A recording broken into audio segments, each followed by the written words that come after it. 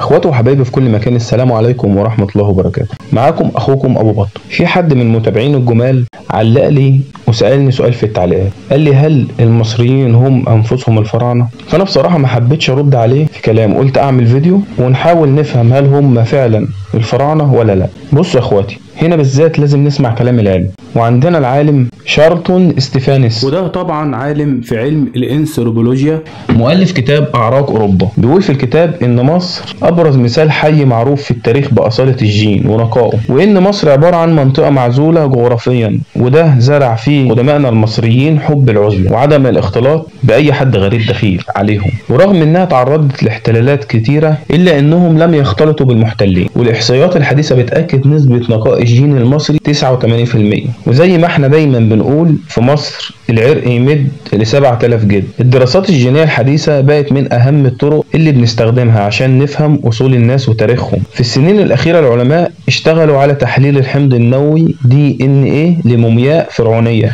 وبدأوا يقارنوها بالحمض النووي للمصريين الحاليين. التشابهات الجينية، الدراسات اللي اتعملت على الحمض النووي للمومياوات الفرعونية اظهرت ان في استمرارية جينية بين المصريين القدامى والمصريين الحاليين. يعني ايه؟ يعني في نسبة كبيرة من الجينات اللي موجودة في المصريين دلوقتي كانت موجودة برضو عند الفراعنة. طيب ماشي. تاني حاجة الاصول الافريقية، الجينات اللي اتحللت من المومياوات بينت ان الفراعنة كان ليهم اصول افريقية، المصريين دلوقتي برضو ليهم اصول افريقية واضحة، وده بيوضح ان الجذور الافريقية مستمرة من ايام الفراعنة لحد دلوقتي. الجينات المتوسطية، برضو في تشابه جيني بين المصريين الحاليين والفراعنة في الجينات المتوسطية، ده بيوضح ان في تواصل مستمر بين مصر ودول البحر المتوسط من زمان. الاختلافات الجينية وتأثيرات الهجرات، من ايام الفراعنة ولحد دلوقتي مصر كانت ملتقى لعديد من الحضارات والشعوب المختلفة. يعني في ناس كتير جم مصر وعاشوا فيها واتجوزوا من اهلها،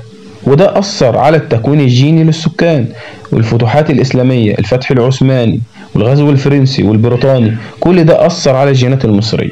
التغيرات البيئية، البيئة بتلعب دور مهم في تغيير الجينات على مر العصور. المناخ والظروف الحياتية المختلفة أثرت على تكوين المصريين الحاليين بمقارنة بالفراعنة. وهنا بقى اتعمل دراسة على مومياوات الأقصر. في دراسة مشهورة اتعملت على مومياوات من الأقصر، والنتائج كانت واضحة ان في تشابه جيني كبير بين الفراعنة والمصريين الحاليين، وده بيوضح ان المصريين الحاليين لهم جذور عميقة في مصر القديمة. تحليل الحمض النووي القديم، الدراسات دي اعتمدت على تحليل الحمض النووي القديم اللي اتاخد من المومياوات، وده بيوضح لنا ان المصريين الحاليين لهم ارتباط جيني وثيق بالفراعنة، وفي اصول مشتركة. التقاليد والعادات، رغم مرور آلاف السنين في تقاليد وعادات مصرية مستمرة من أيام الفراعنة، زي احتفالات الأعياد والمناسبات الدينية وبعض الطقوس الحالية.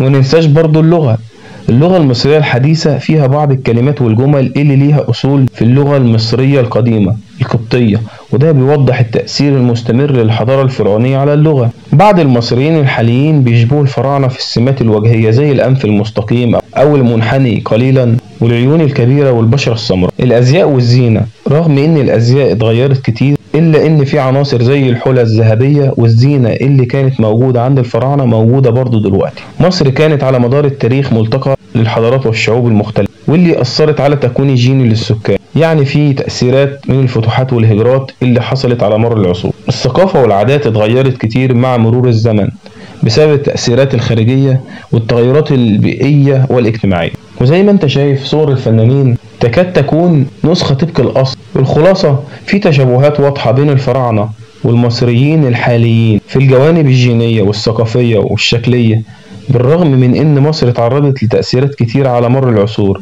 الا ان الجذور العميقة للحضارة الفرعونية لسه موجودة وملحوظة في المصريين دلوقتي. التقدم العلمي في مجال الجينات بيساعدنا نفهم اكتر عن اصولنا وتاريخنا، وبيبين لنا اننا لسه مرتبطين بالفراعنة بجذور قوية ومستدامة. في النهاية نقدر نقول ان في تشابه جيني كبير بين الفراعنة والمصريين الحاليين، وان الجذور العميقة مستمرة من آلاف السنين بالرغم من التأثيرات اللي حصلت بسبب الهجرات والفتوحات، الا ان الجينات المصرية القديمة لسه موجودة وواضحة في المصريين دلوقتي. التقدم العلمي في التحليل للحمض النووي بيساعدنا نفهم اكتر عن اصولنا وتاريخنا، وبين لنا ان لسه مرتبطين بالفراعنة بجذور قوية. ايوه في تشابه بين الفراعنة والمصريين الحاليين في حاجات كتير، سواء من الناحية الجينية او الثقافية. يعني يا ابو الصحاب لما حد يقول لك انت فرعوني ما تتكسفش، قول له بكل فخر ايوه انا فرعوني، ليا اصل وليا ماضي وليا تاريخ. انت بقى اصلك ايه؟ فافتخر دايما ببلدك ووطنك واصل حضارتك. احنا فراعنه مسلمين موحدين، احنا اصولنا اصول فرعونيه صحيح، لكن احنا فراعنه مسلمين. وبكده وصلنا لنهاية فيديو النهاردة. اتمنى يكون الفيديو عجبكم. لو لسه مكمل معانا لنهاية الفيديو يا ريت ما تنساش تشترك معانا في القناة وتفعل زر الجرس عشان يوصلك كل جديد. اشوفكم على خير، مع السلامة.